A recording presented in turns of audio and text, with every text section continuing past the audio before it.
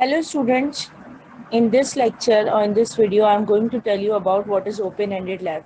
So it will be helpful for you how you can perform your open-ended lab. So we are going to discuss about what is the definition and what is the purpose of the open-ended lab. So here it is. What is open-ended lab? So an open-ended lab is where students are given the freedom to develop their own experiment instead of merely following the already set guidelines from a lab manual or elsewhere. So making labs open-ended pushes students to think for themselves and think harder. Making labs open-ended pushes students to think for themselves and think harder. The students here have to devise their own strategies and back them with explanations, theory, and logical justification. This is not only encourages students to come up with their own experiments, but requires them to defend themselves and their experiment if they questioned. So what does it mean by that? You have to design or make an experiment yourself. So what do you have to do? You have to write down your own theory.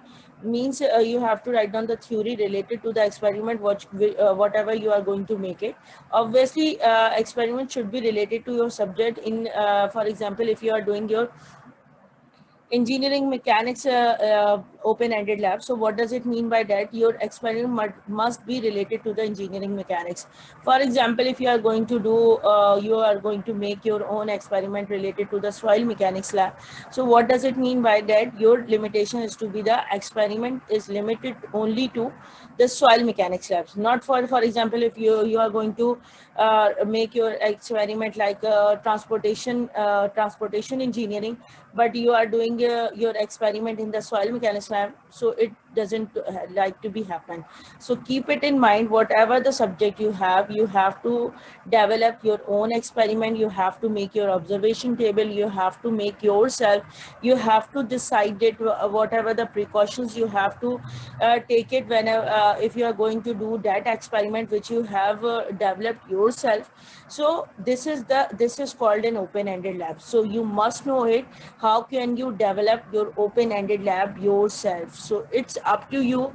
Your teacher will give you just a guideline or just a for example just an definition or details regarding that, but doesn't mean that he or she will impose anything over to you, that you have to develop this experiment, you have to develop this experiment.